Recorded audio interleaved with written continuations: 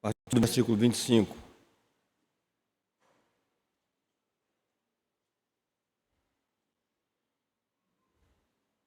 Mas agora vou a Jerusalém para ministrar aos santos, porque pareceu bem à Macedônia e à Acaia fazer uma coleta para os pobres dentre os santos que estão em Jerusalém. E isso lhes pareceu bem, como devedores que estão para com eles. Porque se os gentios foram participantes dos seus bens espirituais, também devem ministrar-lhes os temporais. Porque se os gentios foram participantes dos seus bens espirituais, devem também ministrar-lhes os temporais. Eu sei que temos passado aí um longo período, né, já falando sobre esses versículos. E a gente vê como a palavra de Deus ela é rica, né? Ela nos traz ensinamentos, exortações, correções, né? E há muita coisa, assim, num único versículo você tem muita informação, você tem há muita coisa que o Senhor ele quer falar, né? E eu gostaria de aproveitar aqui uma expressão, né, que Paulo usa aqui para falar alguma coisa que está no meu coração, que é aqui no finalzinho do versículo 27, quando ele fala: foram participantes dos seus bens espirituais. Bens espirituais. O contexto aqui é que a gente já tem falado sobre isso, aqui os irmãos da Macedônia e da Acaia, eles sabendo que havia irmãos passando dificuldade, necessidade lá em Jerusalém, eles fazem uma coleta e eles então querem abençoar com bens materiais os irmãos, porque são devedores, eles se sentem devedores a esses irmãos e na verdade o são. Porque dali de Jerusalém sai o Evangelho, dali, né, as pessoas começam a pregar o Evangelho e os gentios eles são alcançados pelo Evangelho. Então eles falam: olha, nada mais justo do que esses irmãos que nos trouxeram, nos deram tantos bens espirituais, eles também sejam, né, abençoados com os nossos bens materiais. E parece, irmãos, né, olhando assim pelas instruções bíblicas em outros momentos, que esse deve ser um princípio, né? Porque Paulo mesmo ele diz para nós, né, que aqueles que nos ensinam, que gastam tempo com a palavra, que instruem, que governam, eles também devem participar dos bens materiais, porque eles, né, eles estão também dando e repassando, né, esses bens espirituais. Vai parecer, né, como o Mateus falou na semana passada, vai parecer que a gente às vezes foge um pouco daquilo que está ali naqueles versículos em Romanos, né, mas na verdade eu creio que a palavra de Deus ela faz isso conosco, ela vai nos apontando outras situações e ela vai trazendo para nós informação e também revelação a respeito de outras coisas, né, da doutrina, da palavra de Deus que nós precisamos saber. Tem pesado no meu coração e tem sido motivo de oração e né, dos meus pensamentos a situação em que nós como igreja nos encontramos. E não é surpresa, porque até onde eu posso entender, e posso estar totalmente errado, né? E outros irmãos também pensam dessa maneira, parece que nós vivemos um período ali já no finalzinho, quando o Senhor ele escreve, manda aquelas cartas às 7 igrejas, né? Parece que estamos no período de Laodiceia. A impressão que eu tenho é que já estamos profeticamente, né, naquele período em que o Senhor ele está do lado de fora, batendo, e, né, a cristandade está em festa sem o seu Senhor, né, porque há muitos caminhos sendo apontados, há muitas coisas sendo feitas em nome do Senhor que não são do Senhor. Não são do Senhor. E essa assembleia aqui, ela não está fora do risco, e podemos até incorrer em muitos problemas, se nós também, já no passado, ou agora, ou em algum momento, nós também começarmos a viver uma vida independente do cabeça. Isso pode acontecer conosco. E pode ser que esteja acontecendo em alguma medida, né? Nós não somos melhores do que ninguém, nós todos carecemos e dependemos de estarmos ligados à cabeça, para termos um procedimento correto, de acordo com a palavra de Deus, de acordo com aquilo que Deus propõe para nós nesses dias. Então nós precisamos ser cuidadosos, mas tem sido para mim motivo de preocupação o quanto temos nos afastado da palavra de Deus. E é impressionante, essa semana eu conversava com a minha irmã ela é espírita. Ela é uma pessoa que já teve possessões, né? E hoje eu não sei como é que anda essa questão. Ela é uma pessoa que ela teve a sua mente totalmente conquistada pelo inimigo. E ela fala coisas absurdas assim, né? Ela recentemente teve câncer e ela fez cirurgia, está fazendo tratamento e ela está bem, né? Parece que o processo realmente ela vai, né, conseguir passar por isso aí. Ela é uma das minhas irmãs mais velhas, né? E já na casa dos 67, 68 anos, se não me engano. Mas ela está bem, assim, a gente conversando com ela, mas ela fala umas coisas que não tem, né? Quando eu comecei, eu falei, não, eu tenho que falar de novo o evangelho para minha irmã. E nós fomos lá e eu comecei a falar com ela, e ela virou para mim e falou assim, olha, eu já vi o Cristo. Eles não falam Jesus, né? Eu já vi o Cristo. E ela foi falando aquele monte de coisa e tal, e eu, né, retrucando algumas coisas e tal, usando a palavra de Deus, mas no momento ela falou assim, não, eu não acredito na Bíblia. Eu falei, mas como é que você crê em Jesus se você não acredita na Bíblia? Não, ele mesmo me falou que a Bíblia foi escrita por homens com interesse. É difícil, né? Mas, irmãos, algumas vezes nós fazemos isso. Eu falo, não, eu creio no Senhor Jesus. Eu creio nas bênçãos que Ele me dá. Eu creio nas libertações que Ele me dá. Eu creio, mas eu faço pouco caso da palavra de Deus. Porque as coisas que a palavra de Deus diz para mim, isso aí eu não estou muito interessado, não. Nós agimos exatamente dessa maneira, ainda que a gente não fale como ela falou, né? Ela já se posicionou numa situação em que realmente é absurda, né?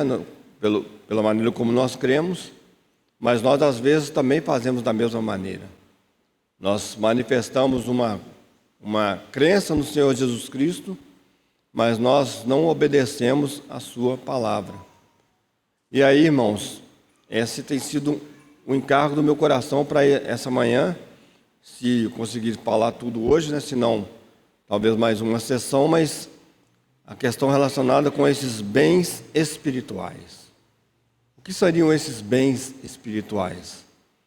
Então, como eu disse, Paulo, ele vai falar aqui, né, dos irmãos que têm esse encargo com aqueles irmãos ali em Jerusalém, e eles, sabendo que aqueles irmãos, eles se devotaram ao Senhor, e eles trouxeram a verdade do Evangelho, e o mundo ficou conhecendo a palavra de Deus, né?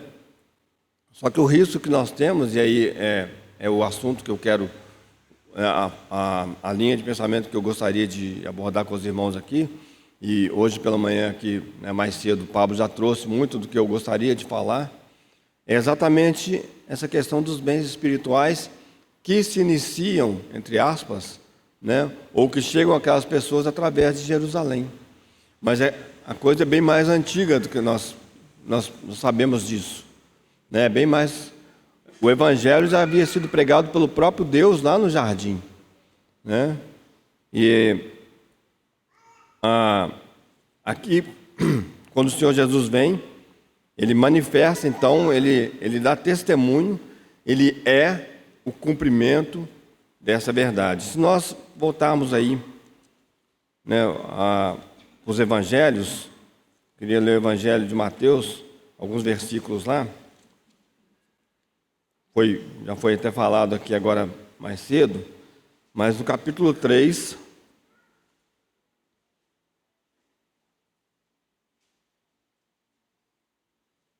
vamos ler a partir do versículo, vamos ler o versículos 1 e 2. Capítulo 3 do Evangelho de Mateus, versículos 1 e 2, diz assim: E naqueles dias apareceu João o Batista, pregando no deserto da Judéia e dizendo: Arrependei-vos, porque está próximo o reino dos céus. Arrependei-vos, porque está próximo o reino dos céus. Um pouquinho para frente, capítulo 4.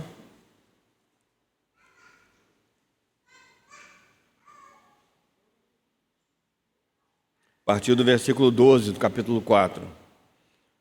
Jesus, porém, ouvindo que João estava preso, voltou para Galiléia e, deixando Nazaré, foi habitar em Cafarnaum, cidade marítima nos confins de Zebulon e Naftali, para que se cumprisse o que foi dito pelo profeta Isaías, que diz: a terra de Zebulon e a terra de Naftali, junto ao caminho do mar, além do Jordão, a Galiléia das nações. O povo que estava sentado em trevas viu uma grande luz, e aos que estavam sentados na região e sombra da morte, a luz raiou. Desde então, começou Jesus a pregar e a dizer: arrependei-vos, porque está próximo o reino dos céus. Senhor, nós novamente oramos a Ti nesta manhã, carecendo, Senhor, de fortalecimento, Senhor, para os nossos corpos, Senhor, fortalecimento para a nossa mente, Senhor, para que tenhamos uma mente clara, Senhor, palavras, Senhor, que possam ser entendidas, Senhor, vindas do Senhor mesmo, Senhor.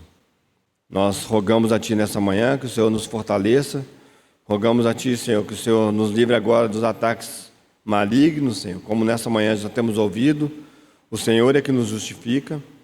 Rogamos a Ti, Senhor, que o Senhor nos livre, Senhor, de pensamentos humanos, Senhor, da nossa própria inteligência, mas, Senhor, utiliza, Senhor, a nossa mente, o nosso coração, a nossa boca, Senhor, os nossos ouvidos, para que a Tua palavra, Senhor, possa chegar a nós, como o Senhor mesmo já foi orado, Senhor.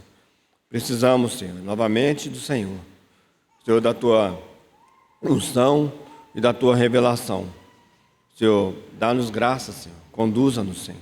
Senhor, estamos diante de Ti, Senhor, todos nós, Senhor, rogando a Ti, Senhor, que o Senhor faça o milagre novamente, Senhor, de distribuir, Senhor, a Tua palavra entre nós e ela penetrar nos nossos corações. Só o Senhor pode fazer isso, Senhor. Que nessa manhã, Senhor, sejamos salvos, Senhor, dos nossos inimigos, Senhor. Senhor, e que haja salvação, libertação, cura, Senhor, tudo aquilo que o Senhor planejar para essa manhã, para que o nome de Jesus Cristo seja glorificado, Senhor, enquanto, Senhor, meditamos na Tua palavra. No nome dEle mesmo nós oramos a Ti. Amém, Senhor. João Batista e os próprios Senhor Jesus, quando eles se apresentam, né? E o Pablo já falou sobre isso agora de manhã. Eles se apresentam dizendo: olha, o reino de Deus chegou. O que estava sendo aguardado, o que os judeus aguardavam, né? Por muitos e muitos séculos, ele acabou de chegar. O Senhor Jesus diz: o reino de Deus está próximo. E em outro momento ele diz: o reino de Deus está entre vós, está no meio de vós e entre vós. E quando ele fala isso, ele está declarando que esse reino de Deus que é chegado, ele traz um rei. O próprio Senhor Jesus, como já acabamos de ouvir, é o rei. E o rei tem um reino, né? Não existe reinos sem reis. Alguém governa. Mas o Senhor Jesus também diz, né? E a palavra de Deus deixa claro para nós que também há um reino das trevas, há uma rebelião acontecendo exatamente nesse momento, e que será debelada totalmente quando o Senhor se manifestar. O Senhor vai julgar todas as coisas e essa rebelião ela terá fim. Mas até o momento, né, e naquele momento em que o Senhor Jesus ele estava no mundo, ainda havia também um outro reino, né, que estava se propagando, que havia se propagado e se manifestava no meio dos homens. Mas o Senhor Jesus e João Batista, eles dizem: olha, o reino esperado, o reino de Deus, ele chegou à terra. E isso é muito importante, irmãos. É muito importante. Porque nós que estamos aqui, que cremos no Senhor Jesus, né, depois de mais de 2000 anos, nós somos súditos, nós somos parte desse reino de Deus, né, que, do ponto de vista humano, né, o que seria impossível um reino, ele avançar por tantos anos, né, nessa terra. Nós tivemos muitos reinos nessa terra, e um sucedendo o outro. Quando um mais forte levantava, o outro caía.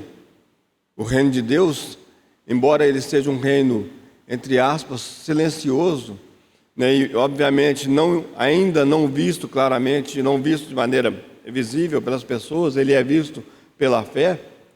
O reino de Deus, ele jamais foi abalado, mesmo nas maiores perseguições que nós já sofremos.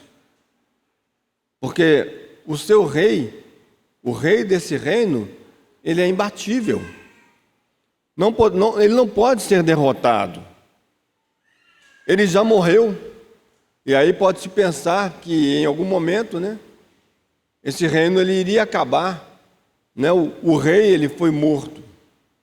E em algum momento alguém poderia dizer, não, agora acabou. Porque, né, quando você destrói a cabeça, né, quando você destrói o chefe de um determinado reino, o reino acaba. Alguém poderia pensar nisso, mas esse rei ele ressuscitou. Com provas irrefutáveis. E os seus discípulos, que se tornaram seus apóstolos, e muitos daqueles que andaram com ele, muitos daqueles que vieram depois, dão um testemunho. Olha, este rei está vivo. E ele tem um reino. E o mais maravilhoso de tudo isso é que esse rei, ele mesmo chamou os seus súditos. Nós fomos incorporados, e essa é uma boa palavra, porque nós nos tornamos corpo deste reino, cuja cabeça é o nosso Senhor Jesus, aquele que tem a coroa na sua cabeça. E então, nesse processo maravilhoso, o nosso Senhor Jesus, ele morre, ele ressuscita, mas ele não permanece visivelmente nessa terra, como ele estava até aquele momento. Ele sobe para os céus. Mas ao subir para os céus, ele proclama, ele declara que a sua igreja será o seu representante na terra. E isso também é muito importante. Porque como representantes do nosso Senhor Jesus, nós não podemos fazer o que nós achamos que devemos, que é melhor fazer. Tem um rei que dita as regras. O reino de Deus tem as suas regras. O reino de Deus tem o seu estilo de vida. Quando o Senhor Jesus, em Mateus capítulos 5, 6 e 7, no famoso Sermão do Monte, né, que nós nomeamos como Sermão do Monte, quando o Senhor Jesus ele vai falando ali, ele estava falando, olha, o cidadão celestial ele é assim. Quando o Senhor ele descreve aquelas pessoas, ou aquele estilo de vida, né, aquelas coisas que deveriam ser feitas, ele falando, olha, o cidadão do meu reino, ele é desse jeito. E se nós vemos com muita atenção, nós vamos ver que nós não encontramos na terra nada parecido. Nenhum reino, absolutamente ninguém, nada igual àquilo ali que foi descrito. No sentido de que aquelas coisas que são declaradas e pedidas para os cidadãos desse reino, elas são elevadíssimas. Elas são altas demais. Então, os irmãos, por exemplo, né, pegando alguns exemplos ali, quando o Senhor diz, olha, você acha que, né, porque se falava isso, você acha que você assassinar uma pessoa, só ir lá e matar essa pessoa, quando você odeia essa pessoa, você assassina essa pessoa. Você acha que adulterar é você pegar uma pessoa e ter relações com ela? Não, é mais do que isso, se você apenas olhar, porque a questão está relacionada com o coração, e não com o que acontece depois. O problema nosso é o coração. O problema nosso é que, com o pecado, nós todos nos tornamos alguma coisa muito ruim, muito ruim. E todos nós. Mas agora, o rei veio e disse, olha, eu vou fazer de vocês pessoas totalmente diferentes, que darão testemunho do meu reino. Vocês testemunharão para todas as pessoas que eu estou vivo, que eu venci a morte, que eu venci o pecado. E nós aqui, hoje, e juntos com milhões de outras pessoas que proclamam ou professam o nome de Jesus Cristo, né? Nós somos essas pessoas que daremos, ou teríamos que dar esse testemunho. Se nós vemos, por exemplo, né, ainda no próprio Evangelho de Mateus, um pouquinho para frente, aí, são versículos muito conhecidos. Mateus, do capítulo 16.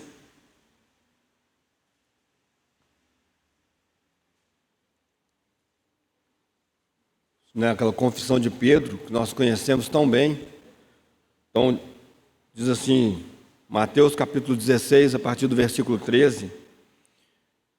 Chegando Jesus às partes da Cesareia de Filipe, interrogou seus discípulos, dizendo: quem dizem os homens ser o Filho do Homem? Eles disseram: uns, João o Batista, outros, Elias, e outros, Jeremias ou um dos profetas. Disse-lhes ele: e vós? E vós, quem dizeis que eu sou? E Simão Pedro respondendo disse: tu és o Cristo, o Filho do Deus vivo.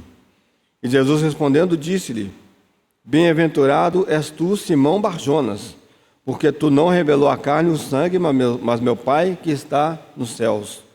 E também te digo que tu és Pedro, e sobre esta pedra edificarei a minha igreja, e as portas do inferno não prevalecerão contra ela. E eu te darei as chaves do reino dos céus, e tudo que ligares na terra será ligado nos céus, e tudo que desligares na terra será desligado nos céus. Então mandou seus discípulos que a ninguém dissessem que ele era o Cristo. A gente sabe que quando... Aqui há algumas interpretações, né? Essa chave foi dada a quem, né? A Pedro, a igreja. Mas, obviamente, né, ela foi entregue, o Senhor disse a Pedro, e ela, obviamente, entregue à sua igreja. Mas a gente vai notando, por exemplo, quando Pedro ele participa, né, ativamente ali da pregação, ele é quem fala, né, ali em Atos capítulo 2, e nós vamos depois passar também por essas passagens, né, depois também com os samaritanos, com os gentios, Pedro vai destrancando as portas. E o Espírito Santo vai sendo derramado, e a igreja, né, então ali em Atos capítulo 2, a igreja ela nasce, né, depois Pedro tem a sua interação com Cornélio ali, com os gentios, ali também o Senhor ele faz a mesma coisa, mostrando que o Senhor também estava chamando os gentios, e também o Senhor, o Pedro também, com os samaritanos, também Pedro vai lá e ora, e eles também recebem o Espírito Santo. Então, é interessante, irmãos, né, que o Senhor ele entrega a chave e a igreja, ela vai abrindo e destrancando as portas, e a porta é Cristo. O Senhor ele coloca sobre a igreja esta responsabilidade de, a partir de então, depois da sua partida desse mundo, né, tendo-o como cabeça e como alguém que dá as ordens, né, ser o seu testemunho na terra. Então, se a gente, por exemplo, ler também em Marcos, capítulo 16,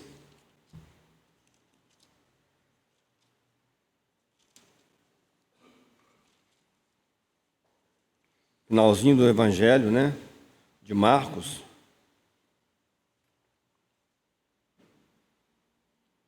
a partir do versículo 14, diz assim, ó: finalmente apareceu aos 11, estando eles assentados à mesa, e lançou-lhes em rosto a sua incredulidade e dureza de coração, por não haverem crido nos que o tinham visto já ressuscitado. E disse-lhes, ide por todo o mundo, pregai o evangelho a toda criatura. Quem crer e for batizado, será salvo, mas quem não crer, será condenado. E esses sinais seguirão os que crerem. Em meu nome expulsarão os demônios, falarão novas línguas, pegarão nas serpentes, e se beberem alguma coisa mortífera, não lhes fará dano algum, e porão as mãos sobre os enfermos e sararão. Ora, o Senhor, depois de ter lhes falado, foi recebido no céu e assentou-se à direita de Deus. E eles, tendo partido, pregaram por todas as partes, cooperando com eles o Senhor, e confirmando a palavra com os sinais que se seguiam. Amém. Então o Senhor, ele também, né, ele aparece aos seus discípulos, aos 11, e ele diz para eles: olha, vocês devem ir, e vocês devem testemunhar e pregar de mim, falar a meu respeito. E a palavra de Deus diz que o Senhor cooperava com eles. A gente vê isso em Atos, né? Atos, o Senhor cooperando com os seus discípulos para que o reino de Deus ele então fosse visivelmente implantado na terra entre os homens. Aqueles sinais, e hoje a gente tem essas questões da mulher de falar, eu gostaria de fazer os mesmos sinais que eles fizeram, né? Quem de nós não gostaria, né? Mas, irmãos, naquele momento o Senhor ele estava se manifestando e os discípulos eles pregavam a Cristo e eles testemunhavam visivelmente que um poder que veio do alto, ele entrou nesse mundo, né, através de Jesus Cristo, e ele era capaz de fazer coisas que naturalmente não eram possíveis para os homens fazerem. É como o próprio Senhor Jesus fazia. O Senhor Jesus veio anunciar o reino dos céus. Mas muitos, e o próprio Senhor Jesus fala isso, e eles falam, os religiosos, eles falam isso, olha, muita gente andou por aí falando que era o Cristo. Porque, não se engane, naquela época, irmãos, né, até hoje, né, havia uma expectativa de que o Messias ele viria. Então muita gente se encarnava, né, ali, sem ser enviado por Deus, como o Messias fala, eu sou o Messias. Só que as coisas não aconteciam. O Senhor Jesus, quando ele vem, fala, eu sou o Messias. E aí o Senhor Jesus, ele cura um cego de nascença, um aleijado, uma pessoa que nunca havia andado, ele anda sobre as águas, ele testemunha de que o poder dos céus, coisas que só Deus poderia fazer, estavam acontecendo. E com os discípulos, esses sinais, eles continuam. Por quê? Porque as pessoas, elas precisavam ver, não, esse Messias que está sendo proclamado, ele não é igual aos outros. Não é a mesma coisa dos outros que vieram antes. E não é a mesma coisa dos outros que virão depois. Porque ele tem sinais muito claros, né, de que ele é Deus. Ele dá sinais muito claros de coisas que só Deus pode fazer. Só Deus pode fazer essas coisas. E a igreja, ela tem ela então recebe essa ordenança ou esse serviço do Senhor. Vocês vão agora por toda a terra e vão pregar o evangelho. E vocês também farão sinais para que as pessoas possam ver que o que vocês estão falando é a verdade.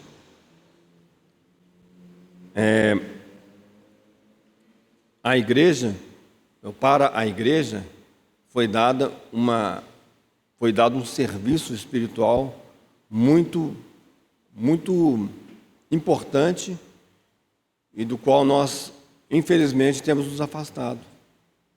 Nós temos que proclamar as verdades de Deus.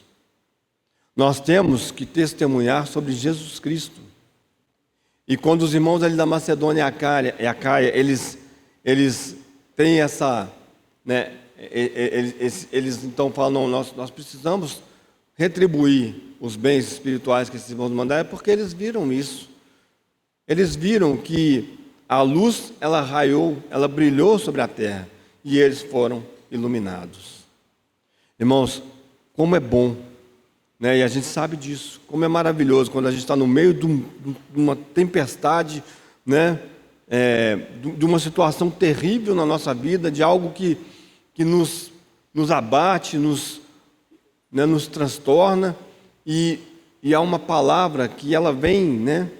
Ela vem, ela traz refrigério, ela traz luz para nós. A gente sabe como é maravilhoso isso. Nossa, eu não sei como resolver aquele problema. A situação, amanhã eu vou acordar, esse problema vai estar lá. Na hora que eu for dormir, esse problema vai continuar lá, e às vezes eu não vou nem conseguir dormir. Mas de repente há uma solução. A gente fala, nossa, então é isso. Se eu fizer isso, está resolvido o meu problema. É como, né, perdoe colocar dessa maneira, uma grande dívida. Nossa, eu devo 500 mil reais para o banco, e eu não sei o que fazer. Eu não tenho dinheiro para pagar isso. Talvez eu vou morrer, essa dívida vai ficar para os meus filhos, porque eu não tenho como pagar. Aí de repente alguém liga para você e fala assim, eu vou te dar 500 mil reais para você pagar a sua conta. Nossa, que maravilha. Irmãos, pensem nisso. Aqueles irmãos da Macedônia e da Acaia o que aconteceu com eles e o que aconteceu conosco foi exatamente isso. Você e eu estávamos aprisionados. Nós vivíamos com pavor da morte o tempo todo. Nós sabíamos que um dia a nossa vida ia terminar. Desde quando éramos mais novos, né? Quando a gente é mais novo, a gente não pensa muito nisso, né? À medida que o tempo vai passando, a gente começa a pensar um pouco mais nisso. E a gente vivia sob o pavor da morte o tempo todo. E aqueles irmãos ali, eles ali na Macedônia, na Caia, muito provavelmente, até talvez pior do que nós, porque eles olhavam para Jerusalém, eles olhavam para os judeus e falavam, eles têm a lei, eles têm a revelação, eles têm alguma coisa que Deus falou com eles. Nós não temos nada. Nós não temos absolutamente nada. Nós não temos a lei, nós não temos os profetas, nós não temos nada. Que é o nosso caso também aqui. Aí aparece alguém dizendo, olha, a salvação, ela não é apenas para nós que estávamos perto, mas é para também aqueles que estão longe. Olha, irmãos,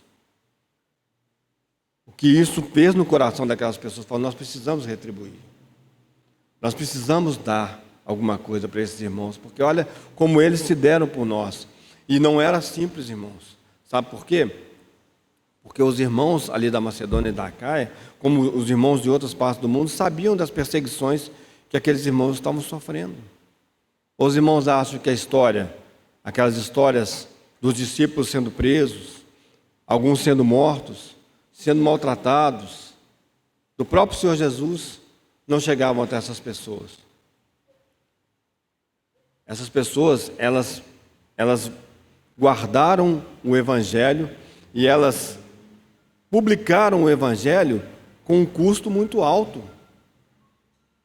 Talvez chegue um momento em que nós aqui também tenhamos que pagar um preço pelo Evangelho. Ainda não temos, teoricamente, né? Nós temos, né? É claro, nós temos que tomar a nossa cruz. E aí sim é um preço. É algo que é exigido de nós. Mas aqueles irmãos, naquele momento ali, o Evangelho era proclamado debaixo, ou o custo era o sangue de muitos irmãos que morriam, que eram perseguidos. E aqueles irmãos, eles da Macedônia e da Acaia, eles falam, não, esses irmãos, eles se deram por nossa causa. E eles trouxeram para nós esses bens espirituais. Então agora nós vamos dar para eles, nós vamos mandar alguma coisa. Talvez eles tivessem até pensado isso, não é a mesma coisa, porque o que nós vamos mandar para eles vai acabar, né? O que nós vamos dar para eles não é eterno, o que nós recebemos deles é eterno. E aí, irmãos, isso foi entregue a nós, a igreja. Foi entregue à igreja. E eu fico pensando, né, nessa linha de pensamento, de raciocínio que eu pretendo seguir com os irmãos, eu fico pensando se esses irmãos que pagaram esse preço de sangue, eles com a sua própria vida, né, como os próprios discípulos do Senhor Jesus, como Paulo e como tantos outros que foram, né, crucificados, tiveram as suas cabeças cortadas, né, se eles aparecessem entre nós agora, se eles viessem agora para esse ano de 2023 e eles começassem a percorrer o nosso meio aí da cristandade para ver o que está acontecendo, o que tem sido pregado, o que tem sido falado. Eu acho que eles iam ficar bastante decepcionados com o que eles estavam vendo, ou com o que eles iriam ver. Não sei se os irmãos têm essa impressão. Irmãos, de novo, eu repito, eu não falo aqui de um pedestal. Eu não falo achando que os outros são piores do que eu, de maneira nenhuma, irmãos. Eu sei que há muitos irmãos, hoje, nesse exato momento, vivendo vidas muito mais satisfatórias em termos espirituais do que eu, em outros lugares, em qualquer outro lugar. Há irmãos dando a sua vida pelo Senhor nesse exato momento de uma outra maneira. Eu não falo aqui do alto, olhando para baixo. Os irmãos entendam. Mas, irmãos, eu não sei se os irmãos têm esse sentimento quando a gente ouve algumas coisas que contrariam abertamente a palavra de Deus. Eu não sei qual é o sentimento que nós temos. Eu não sei como os irmãos se sentem quando ouvem que a Bíblia está desatualizada. e precisa ser atualizada para atender aos nossos desejos e anseios carnais e morais. Eu não sei como os irmãos se sentem quando alguém fala: "Oh, eu mudei de ideia, não é mais assim", mas não te apresenta absolutamente nenhum versículo, nenhuma, para falar: "Não, eu mudei de ideia porque eu vi na palavra de Deus isso, olha que maravilha, eu também vou mudar de ideia, porque é isso mesmo. Estou compreendendo aqui pela palavra de Deus, é uma luz nova que chega para mim. Eu não tenho toda a luz." Mas quando fala assim: "Não, eu mudei de ideia", por quê? Mudei. Eu acho que nós estamos em outro momento da vida, nós estamos em outra situação, e nós precisamos progredir ou melhorar o nosso entendimento. A palavra de Deus não muda, irmãos. As coisas que estão na palavra de Deus, elas não vão mudar porque nós mudamos. Elas não vão ficar diferentes. Deus não vai atualizar a sua palavra, ela vai permanecer eterna e do jeito que ela está. E eu vou te dizer uma coisa, em termos de santidade, à medida que Deus vai te dando revelação, as coisas vão ficando mais apertadas para você. Não vai ficando mais folgado, não, vai ficando mais apertado. À medida em que você vai vendo esse Senhor, à medida em que você vai vendo a glória de Deus, à medida em que você vai caminhando e vai conhecendo o Senhor Jesus como Rei absoluto sobre a sua igreja, Rei absoluto sobre o universo, as coisas ficam mais apertadas para nós, não é mais folgadas, não. Entrar pelo caminho estreito. O caminho não é folgado, não. O caminho folgado e a porta espaçosa, ela conduz à perdição. O caminho estreito, ele conduz a uma vida apertada. Você vai andar ali, né? É nas pegadas do Senhor Jesus. Alguém já disse isso, que talvez uma das coisas mais difíceis é andar na pegada do outro, né? Talvez quando você está ali na praia, que tem a areia ali, aí a pessoa da frente vai andando, experimenta andar nas pegadas dela, para você ver como é que é difícil. Você muda o seu passo, porque ninguém anda igualzinho o outro, né? Nós andamos de maneira diferente, nós abrimos a perna num ângulo maior ou menor, mas se você vai andar nas pisadas do outro, aí é diferente. Aí você vai ter que se adequar à maneira como o outro anda. E o caminho estreito é exatamente esse, irmãos. A igreja foi chamada a andar num caminho estreito, não num caminho largo, não num caminho espaçoso. Eu gosto desse versículo, já falei muitas vezes com os irmãos sobre ele, né? Os irmãos tenham paciência, porque eu já até compartilhei com os irmãos a respeito dele, e ele não sai da minha mente, do meu coração, que é o que está lá em 1 Timóteo, capítulo 3, alguns irmãos já sabem até que eu vou ler. 1 Timóteo, capítulo 3, a partir do versículo 14, Paulo fala assim para Timóteo: "Escrevo-te essas coisas, esperando ir ver-te bem depressa. Mas se tardar, para que saibas como convém andar na casa de Deus, que é a igreja do Deus vivo, a coluna e a firmeza da verdade." A coluna e a firmeza da verdade. Então Paulo, ele escreve para Timóteo, ele dá várias recomendações para Timóteo, ele fala várias coisas para Timóteo, fala assim: "Timóteo, eu estou te escrevendo, porque se eu demorar a chegar, você sabe o que fazer. E você sabe o que fazer, tem que saber o que fazer, por quê?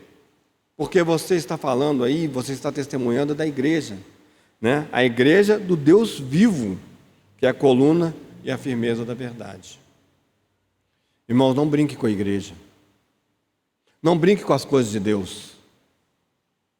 Nós não podemos brincar com aquilo que é de Deus. A igreja é a igreja do Deus vivo, que foi comprada, aí Atos, no capítulo 20, Paulo, ele escrevendo, ele fala assim, que Deus comprou com o seu sangue. Então não tem dúvida, né? Quem comprou com o seu sangue foi Jesus. Se a palavra de Deus diz, Deus comprou com o seu sangue, né? Jesus é Deus. E a igreja é dele. E ela é coluna e firmeza da verdade. É isso que os irmãos da Macedônia e Acaia recebem. É sobre isso que é sobre essa verdade que eles se sentem, né, compungidos, né? Então, vamos mandar uma ajuda para os nossos irmãos pobres em Jerusalém, porque olha o que eles deram para nós, olha o que eles nos deram. E aí, eu sei que faltam 10 minutos, mas eu vou apenas entrar, né, no que eu gostaria mesmo de falar para os irmãos, até para a gente tentar para ter alguma coisa para a gente pensar com respeito à maneira como nós devemos viver na igreja. Quais são esses bens espirituais, os quais nós também proclamamos, ou deveríamos proclamar? Quais são os bens espirituais? Porque nada mudou. Nada mudou. O que eles proclamaram lá em Jerusalém e o que depois foi sendo revelado pelos apóstolos para nós é imutável. Nós ganhamos mais luz. Mas a luz nova que nós ganhamos, ela não vai nos levar num caminho contrário, a menos que nós estejamos errados. Se nós já estivermos progredindo na luz de Deus, na luz do Espírito Santo, com respeito às coisas de Deus, uma nova luz virá para nos levar mais adiante. Porque o fundamento ele foi colocado. A gente sabe o que é uma coluna. Uma coluna, uma vez colocada ali, né, ela tem que ficar ali naquele lugar, ela não pode se mover. Se uma coluna ela se movimenta, a obra toda vai para a terra, ela cai. A coluna, ela foi colocada. A base é Cristo. Os bens espirituais falam de uma pessoa, é Cristo. O nosso Senhor Jesus. E isso para os judeus,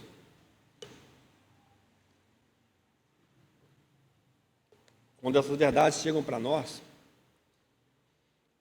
elas são mais palatáveis, não, elas são mais fáceis de nós, entre aspas, né? Nós as entendemos por causa do nosso background, por causa do nosso passado, né? Então, desculpe colocar dessa maneira mais fácil, mas é claro, é tudo revelação de Deus. Mas é óbvio, se você já tem um passado em alguma coisa que é muito forte, como os judeus tinham, né? A revelação da lei, os profetas, né? As coisas que eles conheciam e sabiam muito bem.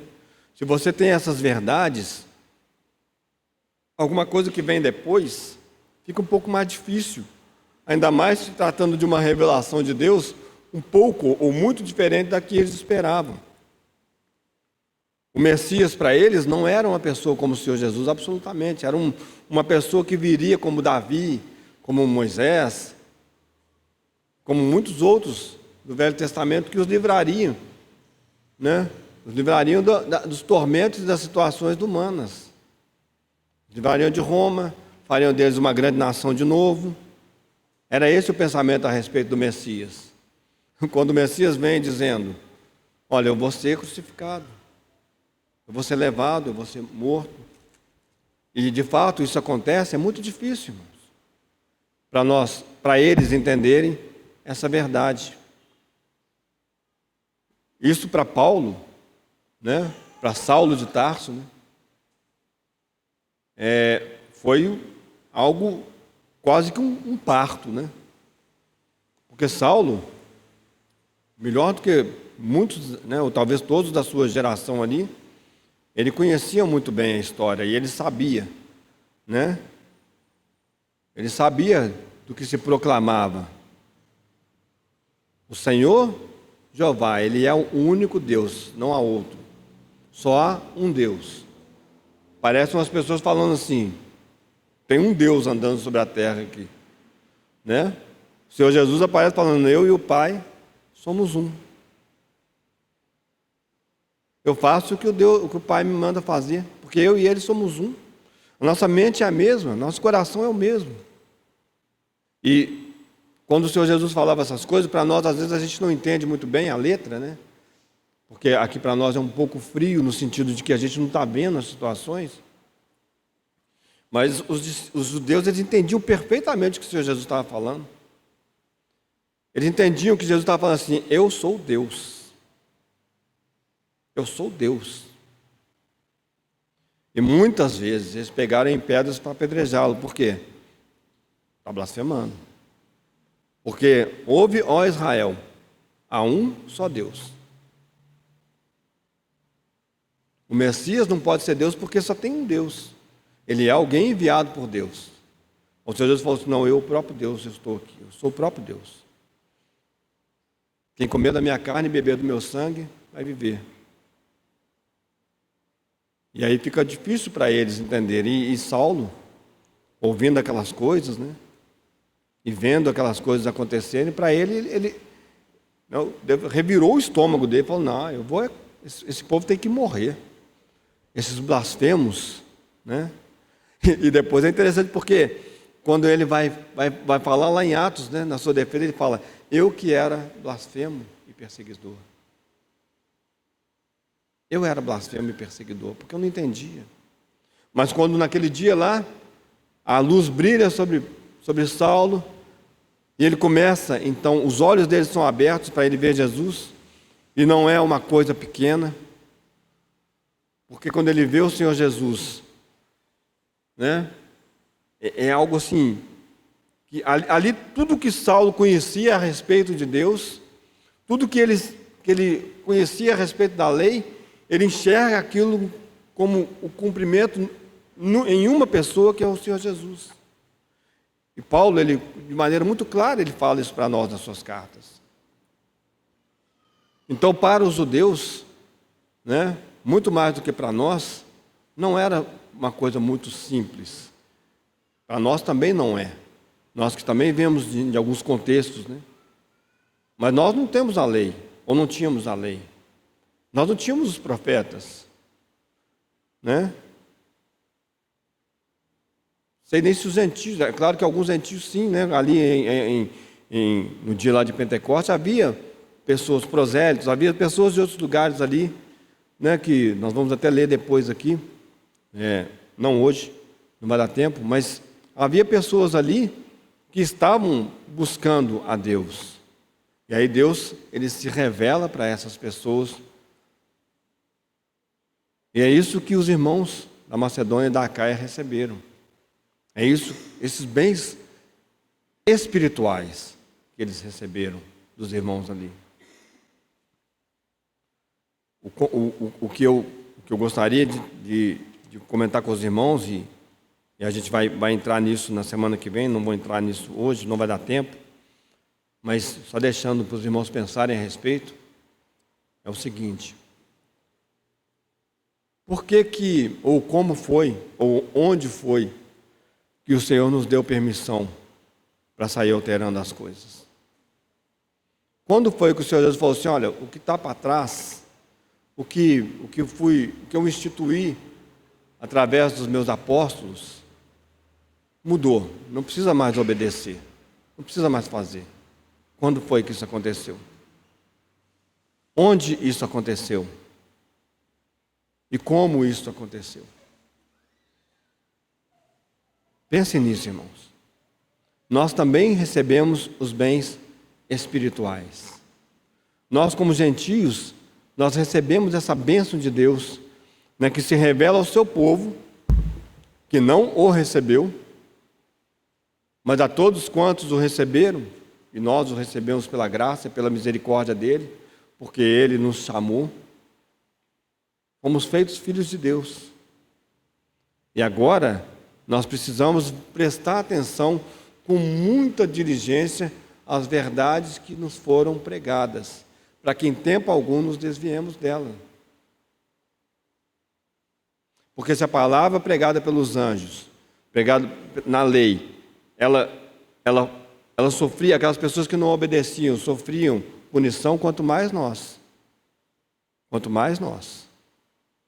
Se nós pisarmos no Filho de Deus e fizermos pouco caso da graça de Deus, quanto mais, irmãos. E aí é esse ponto que eu quero, pegando algumas coisas lá do Velho Testamento, né, para tentar trazer isso para os irmãos, para todos nós, né, esses pensamentos, né?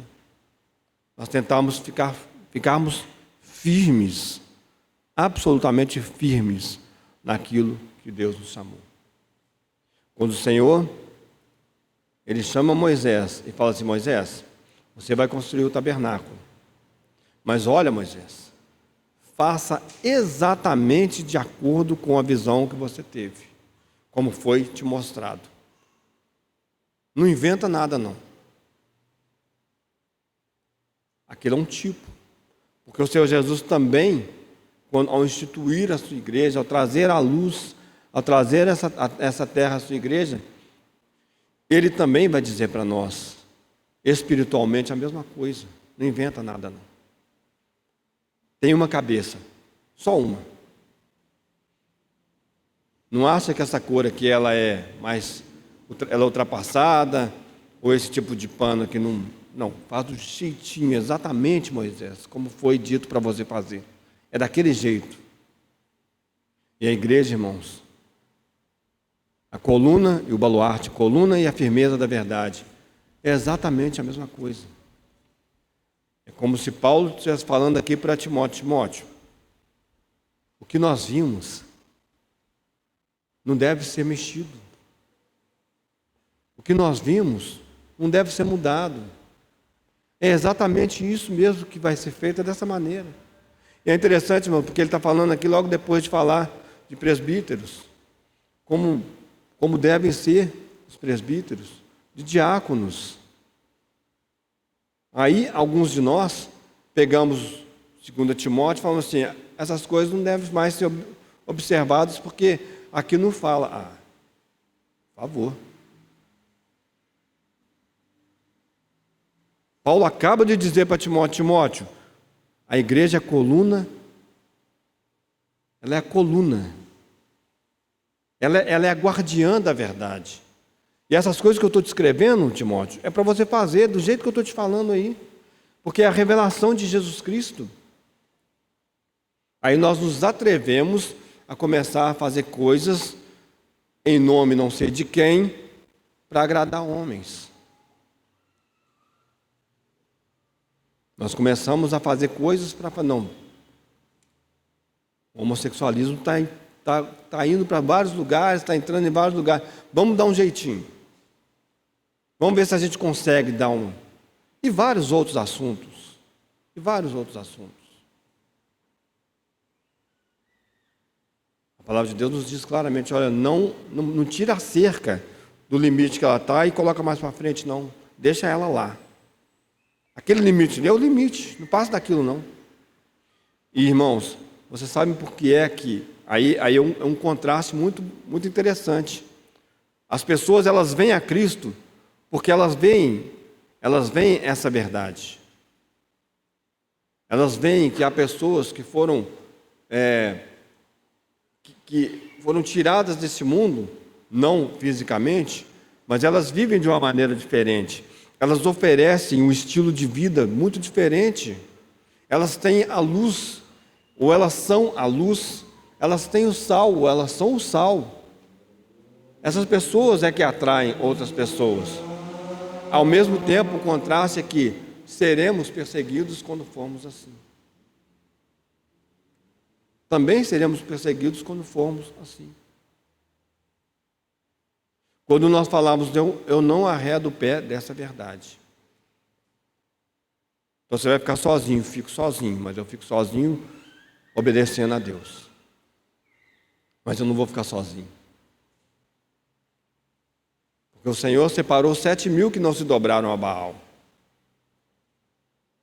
Eu não estou sozinho. Há muitos outros que não se dobraram a Baal. Há muitos outros que não se dobraram às necessidades urgentes e humanas para falarem: não, a gente precisa dar um jeitinho nessa situação. Vamos dar um jeitinho. Vamos dar uma... E aí nós começamos coisas pequenas e elas começam a crescer e elas começam, daqui a pouco, né, é como um buraquinho numa represa, né? Um buraquinho, ele é pequenininho ali, tá pingando só, não tem problema não. Mas a água passando ali, ela vai abrindo caminho. Ela vai abrindo caminho. Daqui a pouco é um rombo, daqui a pouco derruba tudo. É assim, irmãos. É exatamente dessa maneira. Os bens espirituais que nós recebemos, e nós vamos continuar falando sobre isso, são eternos. E eles não podem ser mudados, eles são imutáveis. Cristo é o mesmo ontem, hoje e o será eternamente. Nele não há sombra de variação. Não há sombra de variação. O que é isso? Lá onde eu estou morando agora, tem uma praça que chama Praça do Sol, e lá tem um relógio, esse relógio solar, né? É bem legal, assim, ele marca a hora de maneira muito precisa, muito interessante. E ali tem a sombra, então, a sombra, né? A Terra vai girando e o Sol, então a sombra ela vai mudando de lugar e ela vai então variando, né? Quando a palavra de Deus fala que nele não há sombra de variação, é como se fosse esse relógio solar, só que não tem variação. Ele está parado no mesmo lugar. Não existe mudança em Deus. Não tem um dia que Deus está mais mal-humorado, né? Um dia Deus fala, nossa, hoje, o Celso hoje está me enchendo a paciência, já pecou de novo. Hoje está difícil. Vou colocar um câncer nele. Né? Aí no outro dia Deus está bem-humorado, fala, nossa, hoje não, hoje eu vou tirar o câncer, porque Deus não é assim, irmãos. Deus não se move por causa das nossas necessidades.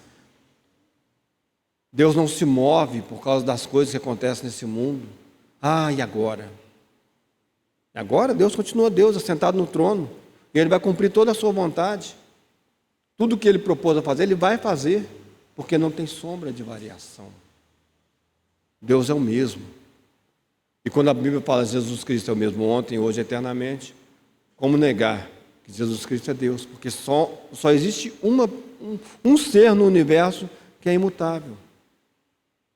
E os bens espirituais que nós recebemos, que nós vamos, na semana que vem,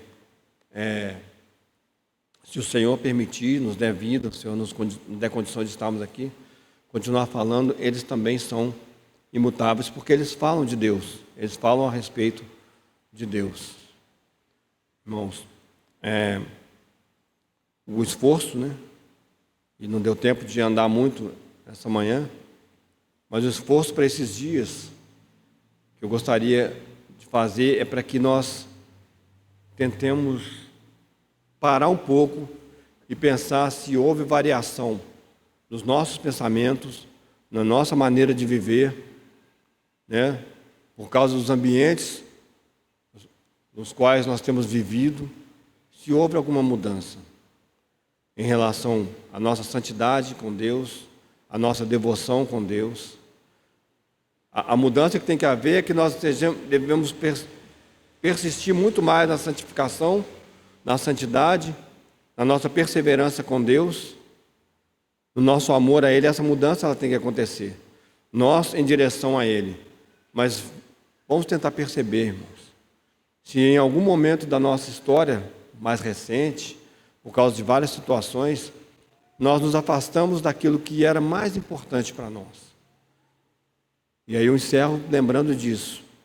O Senhor, quando Ele vai falar para a igreja de Efésios, dos Efésios, para Éfeso, nós estamos estudando Efésios, quanta riqueza, né?